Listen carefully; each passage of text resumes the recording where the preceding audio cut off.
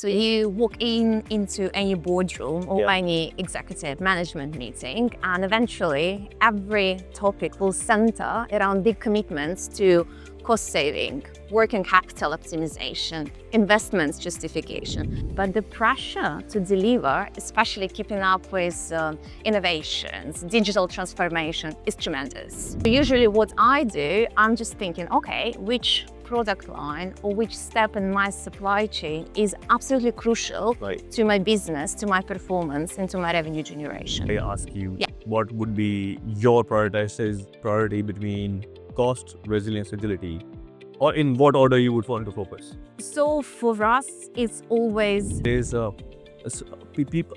I think they're a bit. Some of the supply chain people are tech-phobic, if you ask. Right. Especially some young people ask. agreed. Do you have to use analytics and Power BI, or have to learn coding to be in supply chain? Young people, I'm saying, the answer is yes, mate. Automation doesn't need to be disruptive. We can start very small. So for example, humans still can do supplier selection, approval, and negotiations. But Agentic AI can take... People think AI will replace the job. In my view, anybody who's not going to use AI will be replaced. Any procurement people use AI will go up. Several times I was pushed to take their challenges I didn't think I'm ready for. And that's what you have to be brave there, right? So the first one is, I don't know. Yeah. The second one, I was wrong. Yeah. And the third one, I need help. You're better than me in whatever. Yeah. Okay, I might be a leader, but you are better than Excel teaching me. Honestly, I do it all the time. Yeah. And leadership, confidence is like liquid gold, right? You need that. You need to find your voice, you need to speak up, you need to share your opinion. And it's all about the winning mindset. And if you want to win, you have to give your best every single moment. This video is brought to you by us, SCM Dojo. We provide awesome courses, guides, best practices for supply chain community. Hi folks, welcome to one more episode of the Supply Chain Show. Today I have Irina. She is a Chief Supply Chain Officer of Pearl Group. Right, welcome to the show.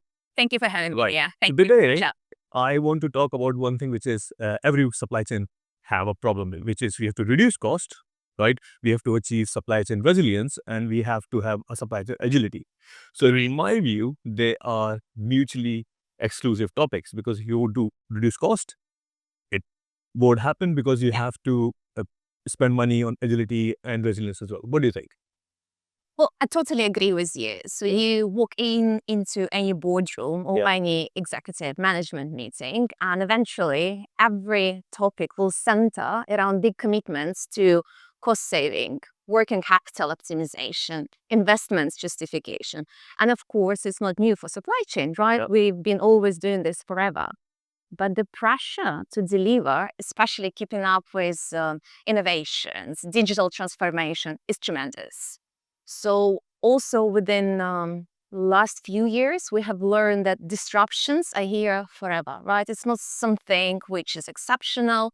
It's actually, I think, a new feature of global supply chain. Volatilities. And that's exactly why resilience is so important. Yeah.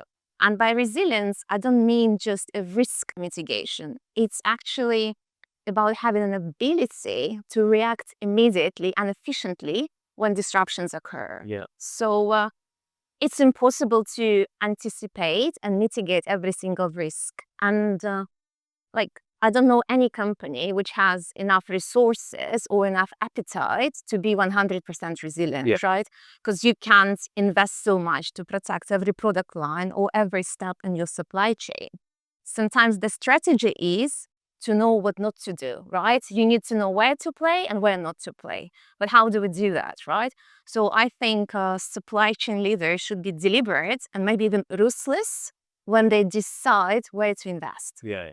And to do that... How they find the priority? So exactly. You should probably ask yourself a few questions. Yeah. So usually what I do, I'm just thinking, okay, which product line or which step in my supply chain is absolutely crucial to my business, to my performance, and to my revenue generation. Cool. Also, I'm asking myself where the disruption will impact me the most. Yeah. Where will be the biggest damage? And then you think about possible solutions, right? Do you want to invest in second or third supplier? Do you want to have more production capacity so you back up? Do you want to have higher safety stock? Whatever makes sense for your business. But I think it's all about the focus. So you need to focus where to invest, where it creates the most value. And you have mentioned cost reduction. So I think cost reduction is quite, it's not as good as cost optimization. It's very reactive cost reduction. Yes, you can count your, the headcount can be reduced. You can, I don't know, push your suppliers to the desk. You can slash your budget. And maybe in the beginning you will gain something, but in the long term it's not going to work. It will bite you back, you'll destroy relationships. That's correct. But so if in your business, if I ask you, what would be your priority between cost, resilience, agility, or in what order you would want to focus? So for us, it's always resilience. It's super important because we're very diversified. We work in different geographies, we work in different industries, different suppliers, different customers. So what we are trying to do, we're trying to build cost optimization mindset in our culture and in our strategy. So it's actually more about cost discipline, and it's like a system thinking. So we have the targets not just in supply chain, but across all our departments. So everyone has I call it a North Star vision. Yeah. I was having dyslexia. North Star vision. So we understand what the trade-offs are and where we're all going. Obviously, agility is super important, right? You have to be always on time. You have to be available for your customers. You need to provide solutions quickly. Sure. But resilience is critical. I want to move to this hot topic these days, which is AI, use of AI, agentic AI, and all that, right? And because, I'm in the supply chain space, I have a basically course on how to use agentic Gen AI in procurement and supply chain, right? And we can pitch you as well. We have a masterclass. So what I'm finding is people think I'm just writing prompt or to learn or do my daily task, or I'm using AI. In my view, not really. So what I want you to do, and I know you just told me before the interview, she's doing Python coding for certain, learning to do Python coding, which is great, right? There is also covered this one. There's people. I think they're a bit. Some of the supply chain people are tech-phobic, if you ask me. Yeah. Right. Especially some young people ask, Agreed. do you have to use analytics and Power BI, or have to learn coding to be in supply chain? Young people, I'm saying, the answer is yes, mate. You have to. This is where we're going. You like it or not, right? So start from with your experience, and you're playing with the tech in your business. So for a leader, start from the leader saying they should start, why they should not be tech phobic, and then go down to a more practical examples. Sounds good. So as you said, I think agentic AI is taken like master stage now, right? And it's not just a technical trend. It's not something which will disappear. I call it a digital species on the market, and we all have to deal with this, right? We need to learn how to harness this power. And we see more and more in different organizations, it's getting adopted. Lots of technology providers are offering AI tools on their platforms, but still, me and other leaders, we're trying to figure out how to rewire our business processes so companies ready for this new automation era. It's very difficult, right? So we know what agentic AI is, but usually the second question is, how do I start? Where do I start? Yes. So I would suggest to ask yourself very simple but important question. Where do you see your business in future? What future you're building for your company? Where's your North Star again?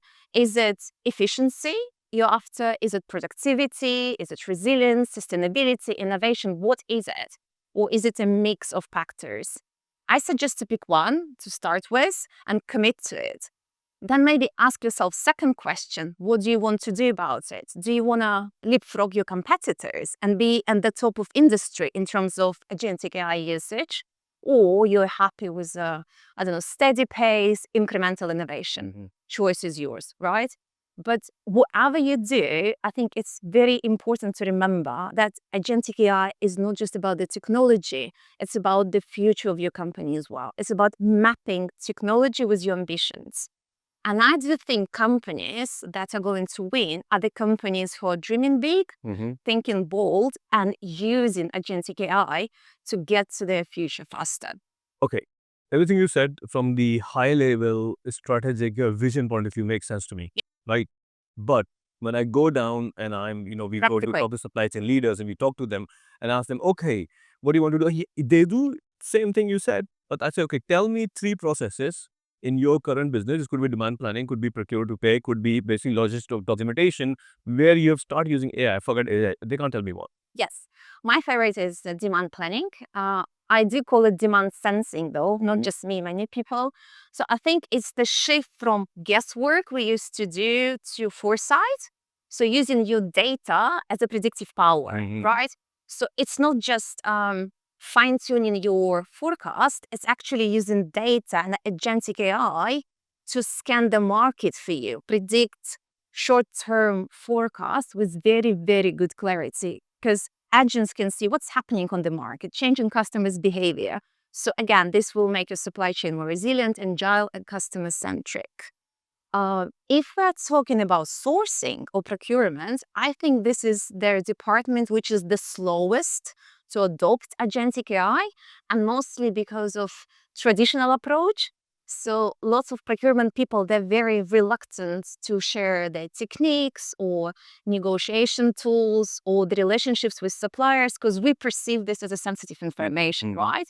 So I think that's exactly why agentic AI is the tool which can add value. Yes. So automation doesn't need to be disruptive. We can start very small. So for example, humans still can do supplier selection, approval, and negotiations. But agentic AI can take on tasks like sending inquiries, extracting information, and do the summary for procurement team. So they shift their focus to more strategic tasks, and apply knowledge to something which is creating more value. Also, agentic AI is a massive tool to find unknown suppliers. So if you want to expand your sourcing, especially new geographies or new applications, a great tool to have. Right. But for that, procurement people should let it go, like repetitive and transactional tasks. Yeah. It's like a move from traditional to transformation. Transformation, right? So Yeah. couple of points here. People think AI will replace the job. In my view, anybody who's not going to use AI will be replaced. Any procurement people use AI will go up. But I have actually a shout out here, because we are building, because we simply moving to agentic apps, right? Easy to build because of the vibe coding. Yeah. So for the quotations, when a class example would be, you have a shipment ready and you have to get 4 or 5 quotes and you compare the whole thing. We have created an app where you basically upload your packing list. When the shipment is ready, it will go to your supplier. They will quote you back. AI will compare. Brilliant. You have a criteria, feed it already. It will say, based on this, right supplier. Then we don't want to make it fully agentic, because people still want to have some supervision. I want to just summarize on this, and I want to take your views on this. That it's, first of all, it's all about starting and having the intention with the priorities you mentioned earlier. But it has to be 2 approach. Either it has to be like MVP agile approach, or it has to be like project management. Let's like put a plan together. Yeah. Which one would we recommend? I don't know. There is no answer which But will both. fit us all. No, I think in my head, I have 3 approaches. Okay, go Actually, so ahead. very quickly, the first one is you can start small and scale fast, like build your own agents, learn, make mistakes, understand the language, and maybe then it will be easier for you to figure out what you want. The beauty of this approach, you're using your own data, you're deeply rooted in it, you're anchored to your data, so it's very customized to your needs. Beautiful. The second one is plug and play. So you take tools, it's more like point tools to address certain projects, maybe just demand planning, maybe just contracts management, and you build it on top of your existing ERP system or whatever, and you test it. Or you go like full speed, you go externally, you partner with someone and you bring already built-in platform and start using it completely. I think it depends on few things. The quality of your data, right? And we're not going to talk about data today, but quality of the data is super important. Resources you have and digital expertise you have in the company. So you need to have at least 3 types of people. Someone who's like your digital wizard, who can develop platform for you or understand what it's doing. Then all your employees, they have to have digital skills. It's a must now. We have to add this to job description. Yes. We were talking about job descriptions. It has to be a must. So this will be like explorers of this solution. And you need to have, you call it digital guide, guru, or translator, someone who understands Your business. functional language, business language. Exactly, and translates it to their design of the agentic AI.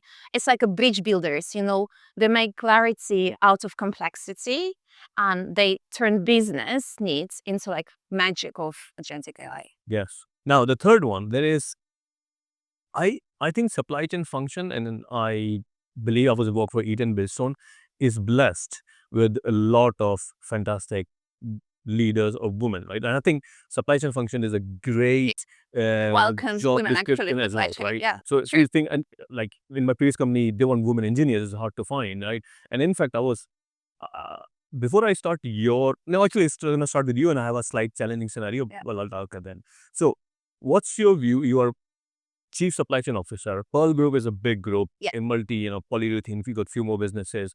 And this is maybe your time to do your brief introduction of how you end up in supply chain from your business degree. Yeah. So how you see this as the position of privilege, power?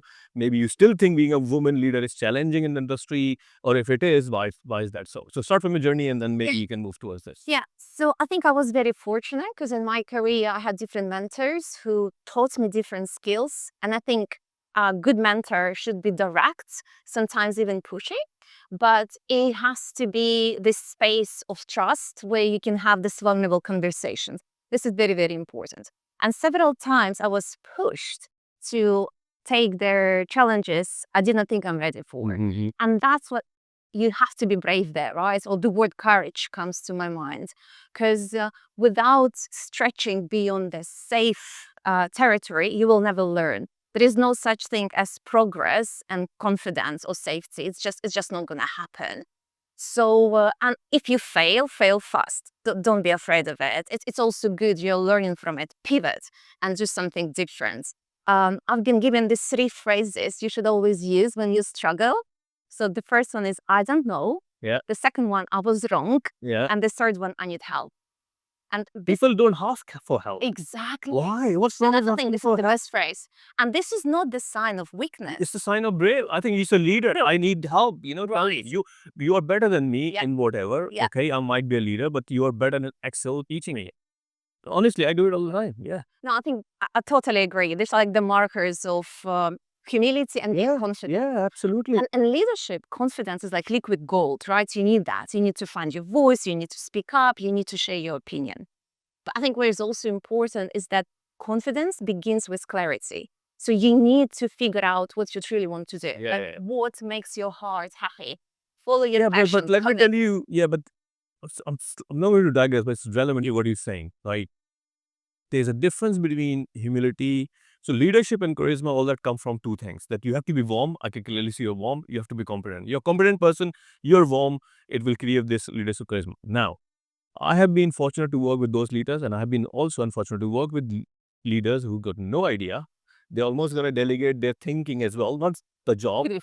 I've got no problem somebody delegating me a job. That's fine. It's my job. I'm happy to do things for you. But if you're going to delegate thinking for me, and then you're going to present your idea, I have a problem. That's annoying. And I have a lot of colleagues, right, who hated their leaders and managers because they were even delegating the thinking and taking the credit. So what do you say about that? Yeah.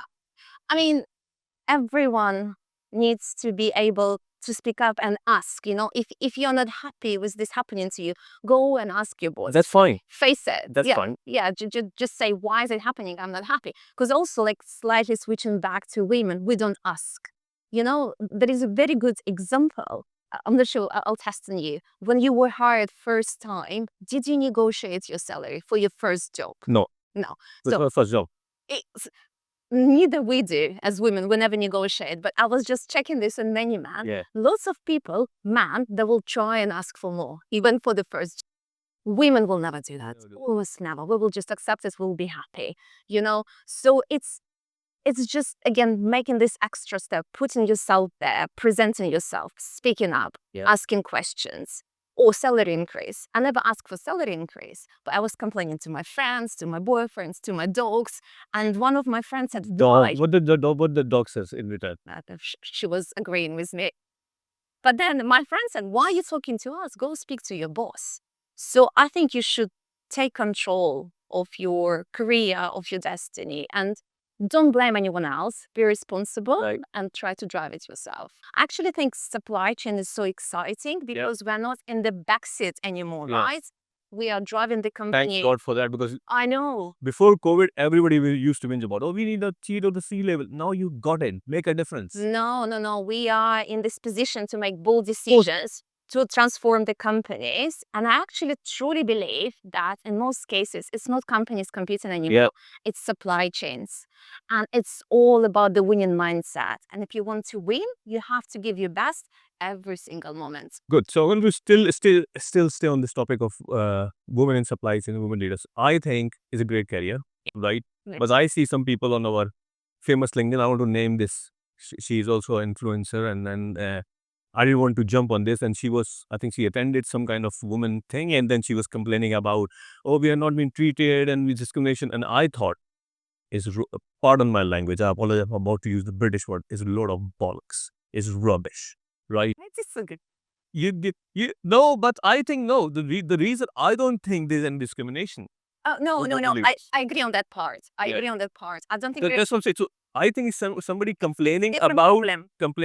that there's discrimination with women to go as far as or as high as this one. I think that's not valid, and I have a very strong opinion on Yeah. this. Would you agree or disagree? But okay, disagree with me. It's okay. No. I agree there is no obvious discrimination, right? Oh, there is some discrimination. There is a hidden one. Yes. Okay, tell and, us. and I call it biases. So there is explicit and implicit bias. Yeah. Okay. So I agree with you. There is no explicit bias almost anymore, especially in the developed countries. Governments will protect women. For example, in UAE, we know that every listed company should have a female as a board member.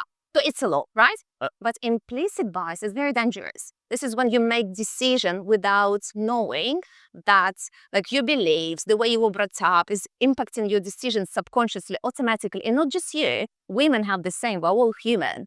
So, and when you make decisions about hiring, promotions, I don't know, evaluation, so it's just this bias which impacts your decision. There was a Harvard study. I actually double checked it before going here. So they took Our study is general. I want to stick with supply chain. supply chain. Well, Okay, here's the thing. it's a bigger The- thing the- than the just both of supply chain. Yeah, but okay, let me give you a scenario. I can give you one example of mine and then scenario.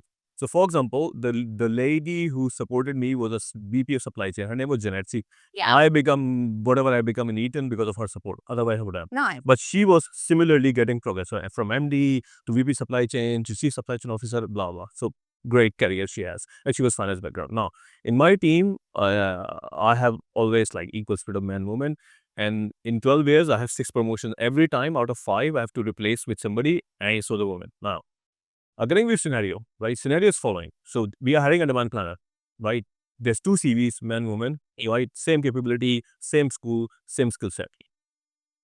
If you are hiring, which you want to hire? And everything is same. Girl and a boy, what are you going to hire? Be honest. But I'll be honest, I will look at the attitude of the person. For me, it's very important. Yeah. If this person accepts our culture, right? It's like, this will be the crucial factor for me. Yeah. Okay, let's assume that's same. Huh? Let's assume that it will be same as well. So which one you hire? Which one you Well, for me, it doesn't matter. hire? No, it doesn't matter for me. No. I'm not going to pick woman. I promise you. Just because I'm a woman. Maybe it's a horrible answer. It's a horrible answer. It's the right answer. But I'll give you another example, specifically supply chain, and probably just one example, which I know is always happening. It's like, Sorry, I thought you were going to make a controversial answer. Let's go wider. Topic. there is this paradox of competence and likability. You know, in supply chain, you always have conversation with sales, production, finance. So usually you're perceived either competent or likable, you know? So if you are pushing too much, you're perceived like, oh, you're too harsh, or, I don't know, too political. Right. If you're showing your emotions, or you're too dramatic, Right. you know? If you are standing your ground firm, or you're too aggressive, you're hysterical. So you hear this comment sometimes just because you're a woman, or you're too bossy.